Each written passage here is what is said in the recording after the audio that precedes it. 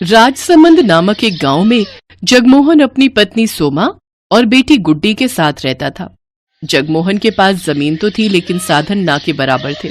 कुछ समय पहले उसके पास बैल थे लेकिन घर के हालात बिगड़ने के कारण उसने उन्हें बेच दिया। उनकी हालत बहुत ही दयनीय स्थिति में थी।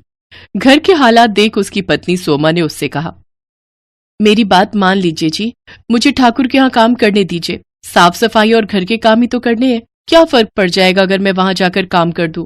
कम से कम घर के राशन पानी का तो खर्चा निकल ही जाएगा। ऐसी बात मत किया कर रेनू की माँ, तेरी बातें मेरे दिल को छलनी कर देती हैं। ये मेरे लिए मर मिटने जैसा हो जाता है। सोमा, तुम जानती नहीं हो उस ठाकुर की नीयत कितनी गंदी है। वो अपने घर पर काम करने वाली हर औरत पर बुरी नजर रखता है और मैं नहीं चाहता कि वहां जाकर तुम भी उसकी गंदी नजर का शिकार बनो। ना ना, मुझसे तो नहीं देखा जाएगा और मैं तो गांव में किसी को अपना मुंह भी नहीं दिखा पाऊंगा। नहीं नहीं, तू वहां काम करने नहीं जाएगी बस। जगमोहन दिन भर इसी चिंता में रहता था कि वो अपनी पत्नी और बच्ची को ढंग का खाना और कपड़े तक भी नहीं दे पा रहा था। वो फटे पुराने कपड़े पहनकर ही गुजारा चला रहे थे। जगमोहन जब भी गांव में किसी से मदद मांगने जाता कि हल और बैल दे दो या ट्रैक्टर उसके खेतों में चला दो, तो सभी उसे मना कर देते। एक दिन अपने खेतों को फावड़े से खोदते खोदते वो अधमरा सा हो गया। उसकी सूखी जमीन पर फावड़ा भी नहीं चल रहा था, लेकिन वो लगातार फावड़ा चलाए जा रहा था। उसकी आंखों के सामने बार बार अपने परिवार का चेहरा आ रहा था। उधर गांव का ठाकुर गीदड़ की तरह नजरें गड़ाए बैठा था कि कब जगमोहन मदद के लिए उसके पास आए और वो उसकी जमीन हथिया ले। वो जब भी जगमोहन से मिलता था तो उसे एक ही बात कहता था, जगमोहन, रे तुझे कितनी बार कहा है अपनी जमीन मुझे दे दे, मैं तुझे उसके अच्छे दाम दे दूंगा। नहीं साहब, पैसे तो एक दिन खत्म हो जाएंगे, लेकिन जमीन ये मेरे पूर्वजों की निशानी है, भला इन्हें मैं कैसे बेच सकता हूँ। ये कहकर जगमोहन चला जाता है। ऐसे ही कुछ दिन बीत जाते हैं। एक रोज सोमा उससे कहती है, सुनिए जी, घर में आटा नहीं बचा है और ना अचार सब्जी कुछ भी खाने को नहीं है। अब हम क्या खाएंगे जी? सोमा, तू रेनू के लिए कुछ देख, है तो हम तो भूखे भी सो जाएंगे। लेकिन आपने भी तो सुबह से कुछ नहीं खाया जी, आपको भी तो भूख लगी होगी ना। भूख तो लगी है सोमा, लेकिन मेरी जेब में पैसे नहीं है कि मैं बाजार जाकर आटा खरीद सकूं, और खेत पूरी तरह बंजर है, उसमें घास तक का एक अंश नहीं होता है। अपने पति की लाचारी देख सोमा को उस पर दया आती है। फिर उसका ध्यान अपने पति की बात पर जाता है और वो आंगन में लगी घास को देखती है। फिर उसे तोड़कर लाती है और उसे पतीले में उबाल लेती है। फिर सिलबट्टे पर पीसकर उसका पेस्ट बना लेती है और उसमें नमक, मिर्च, हल्दी, अजवाइन मिलाकर उसे तवे पर डाल देती है। फिर उसकी गोल सी रोटी बनाकर तैयार कर लेती है। ये ले रेनू, मेरी बच्ची, अपनी माँ को माफ करना। घास की रोटी बनाने के अलावा मेरे पास और कोई चारा नहीं था। तो क्या हुआ माँ? मास्टर जी कहते हैं हमारे महाराणा प्रताप भी जब जंगल में रहे थे तो उन्होंने भी यही हरे घास की रोटियां खाई थी, तो फिर हम क्यों नहीं खा सकते? बिल्कुल सच कहा मेरी बच्ची। फिर जैसे ही रेनू और जगमोहन उसे अपने मुंह में डालते हैं तो उसे खाकर कहते हैं, वाह माँ, ये तो बड़ा ही स्वादिष्ट है। हाँ सुमा, ये तो लाजवाब है। की आंखों से आंसू बहने लगते हैं। मैं जानती हूँ ये इतनी अच्छी नहीं है, आप दोनों बस मेरा मन रखने के लिए कह रहे हैं। फिर उन तीनों की आंखों से आंसू बहने लगते हैं। तभी दरवाजे पर कोई आदमी आता है। जी, ये जगमोहन जी का घर है। जी हाँ। तभी जगमोहन आता है। क्या बात है भाई साहब? दरअसल मैं लॉटरी विभाग से आया हूँ। कुछ महीने पहले जो आपने लॉटरी खरीदी थी उसका आज रिजल्ट आया है और आपने इस लॉटरी को जीत लिया है, जिसका इनाम पूरे 25 लाख रुपए है। 25 लाख रुपए?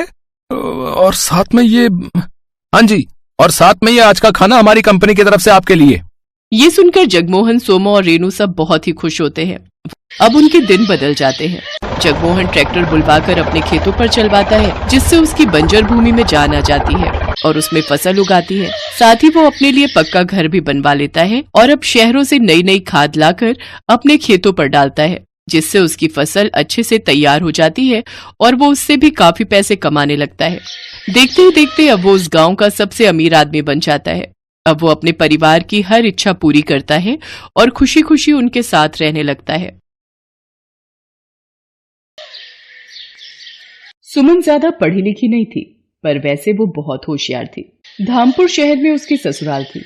आजकल वो अपने बेटे पारस के साथ मायके रहने आई हुई थी। पारस, इतना दौड़ा दिया, थक गई हो बेटा, अब तंग मत करो, चलो ये एक निवाला और खाओ। सुमन बिटिया, तू जितना बोलेगी खाने के लिए ये उतना ही तुझे तंग करेगा। अपना भी तो ध्यान रखना है, 7वां महीना चल रहा है, ऐसे भागा दौड़ी ठीक नहीं। क्या करूँ माँ, खाने के लिए इसके आगे पीछे ना भागूं तो ये पूरा दिन कुछ ना खाए। रुको माँ, शायद मेरा फोन बज रहा है।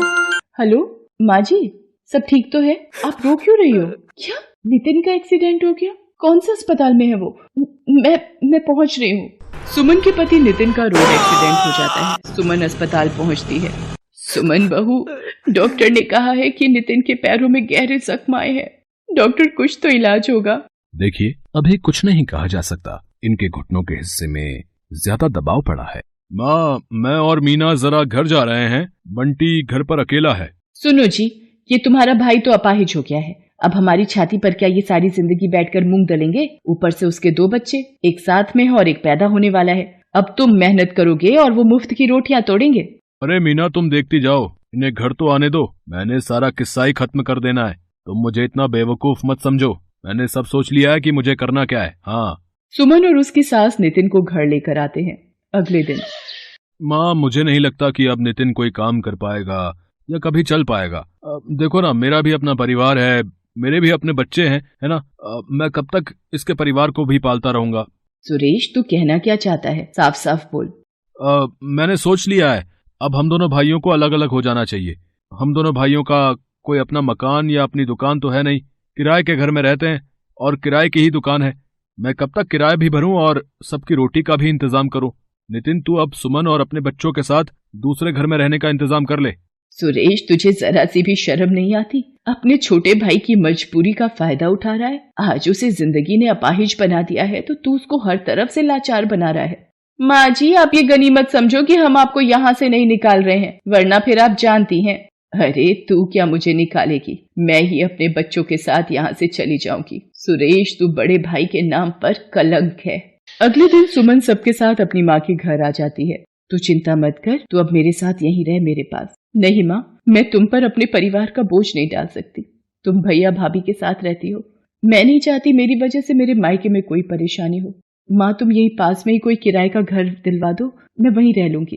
मेरी बच्ची, तुझे कितने दुख झेलने पड़ रहे हैं, पर भगवान पर भरोसा रख, वो सब ठीक करेंगे। सुमन 1200 रुपए महीने का एक किराए का कमरा ले लेती है। अब उसकी सबसे बड़ी दुविधा ये थी कि आखिर वो अपने परिवार की आजीविका चलाने के लिए पैसे कहाँ से लाए।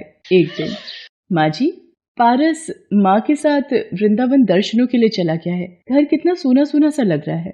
हाँ बहू, वो होता है तो पूरा घर उसके शोर से गूंजता रहता है। माँ जी, नितिन की 2 कमीजें दर्जी को ठीक करने के लिए दी थी, मैं लेकर आती हूँ। सुमन बाजार चली जाती है। रास्ते में वो सोच में डूबी थी, क्या करूं? मुझे कमाई का कोई जरिया तो ढूंढना ही होगा। मुझे कहीं नौकरी भी तो नहीं मिलेगी। काश मैं ज्यादा पढ़ी लिखी होती। अरे, सब्जी के ठेले लगे हुए हैं। नितिन का लौकी खाने का मन था, उस सब्जी के ठेले से ले लेती हूँ। भैया, ये एक लौकी देना। अभी इनके आलू तोल लूं, फिर देता हूँ। ये लो माता जी, 2 किलो आलू, 40 रुपए हो गए। भैया, ये तुमने तराजू के नीचे क्या लगा रखा है? दिखाना जरा। कुछ भी तो नहीं लगा रखा मैडम जी। सुमन तराजू उठाती है। वो ये देखकर हैरान रह जाती है कि तराजू में चुंबक चिपकी हुई है। भैया, कुछ तो शर्म करो, तुम लोगों को धोखाधड़ी से सब्जी बेच रहे हो, चुंबक लगाकर घपला कर रहे हो। ईमानदारी से काम करना नहीं आता तुम्हें? पता नहीं कब से लोगों के साथ धोखाधड़ी करके सब्जी बेच रहा है। सुमन को बोलता देखकर लोगों की भीड़ लग जाती है। तभी वहां एक आदमी आता है जिसे देखकर उस जगह पर खड़े सारे ठेले वाले उसे झुककर नमस्ते करते हैं। क्यों अरिया, क्या हुआ? यहाँ इतना शोर कैसा तेरे ठेले पर? ये सब्जी वाला लोगों को ठगता है, अपने तराजू में चुंबक लगाकर लोगों से धोखाधड़ी करके अपनी सब्जी बेचता है। मेरी इतनी हिम्मत हरिया कि तुम मेरे इलाके में सब्जी का ठेला लगाता है और धोखाधड़ी करता है। मैं चाहूँ तो अभी तुझे यहाँ से हटा सकता हूँ। माफ कर दो सज्जन सेठ, आज के बाद कोई बेईमानी नहीं करूंगा। शराफत से सब्जी बेचूंगा। मेरे छोटे छोटे 4 बच्चे हैं, अगर मेरा कमाई का जरिया छिन गया तो वो भूखे मर जाएंगे। हाँ, रहने दीजिए भाई साहब, इसे अपनी गलती का एहसास हो गया है। मैं जानती हूँ परिवार की परेशानियों का दर्द क्या होता है। बात करते करते सुमन की आंखें भर आती हैं। तभी चिंता से उसके दर्द शुरू हो जाता है। वहाँ आसपास में भीड़ लग जाती है। अरे, इन बहन जी की तबीयत खराब हो रही है, लगता है इन्हें अस्पताल ले जाना पड़ेगा। सुमन की अचानक शायद चिंता और परेशानी से दर्द शुरू हो जाता है। सज्जन सेठ कुछ लोगों की मदद से सुमन को अस्पताल ले जाता है। सुमन रास्ते में ही अपने घर का पता सज्जन सेठ को बता देती है। सज्जन सेठ उसकी सास को अस्पताल बुला लेता है। सुमन को एक बेटी पैदा होती है। वही सज्जन सेठ को पता चलता है कि सुमन का पति नितिन अपाहिज है और वो बहुत ही दुखों से गुजर रही है। सज्जन सेठ, आज आपने बड़े भाई की तरह मेरी मदद की है। मैं आपका एहसान कभी नहीं भूलूंगी। इसमें एहसान की कोई बात नहीं है बहन, तुम मेरी अपनी बहन जैसी हो। सुमन घर आ जाती है। कुछ दिनों बाद सज्जन सेठ उसके घर आता है। सुमन बहन, तुम मुझे काम के लिए बोल रही थी? मेरे पास सब्जी की बहुत सी दुकानें हैं, पर संभालने वाला कोई नहीं। मैं चाहता हूं मेरी मंडी में जितनी भी सब्जी की दुकानें हैं उनका हिसाब और देखरेख अब से तुम रखो। मैं जानता हूं तुम्हारी जगह ये काम और कोई ईमानदारी से नहीं कर सकता। माँ जी, नितिन देखो, भगवान ने सज्जन सेठ के रूप में एक भाई देकर हमारी कितनी मदद कर दी। सुमन की आंखों में खुशी के आंसू थे। वो अब कड़ी मेहनत से मंडी में जाकर सब्जियों का सारा हिसाब रखती, एक एक दुकानदार से जाकर पूछती और देखती कि सब कुछ ठीक से चल रहा है या नहीं। सज्जन सेठ भी सुमन की मेहनत को गौर करता था। सुमन के आ जाने से सज्जन सेठ का भी काम बहुत आसान हो गया था। अब सब कुछ ईमानदारी से चल रहा था। अब कोई भी सब्जी बेचने वाला दुकानदारी में घोटाला नहीं करता था। बहू, तुम बहुत मेहनती हो। तुम्हारे जैसी बहू पाकर मैं धन्य हो गई। अब तो नितिन भी थोड़ा थोड़ा ठीक हो रहा है। देखना, तुम्हारा प्रेम और भगवान के आशीर्वाद से वो भी जल्दी चलने लगेगा। सुमन को सज्जन सिंह के रूप में देवता समान भाई मिल गया था। उस दिन के बाद सुमन सब्जी मंडी का सारा काम संभालने लगी। धीरे धीरे अपनी ईमानदारी और मेहनत के बल पर सुमन एक सब्जी वाली बहू बनकर अपनी सारी जिम्मेदारियां निभाती है।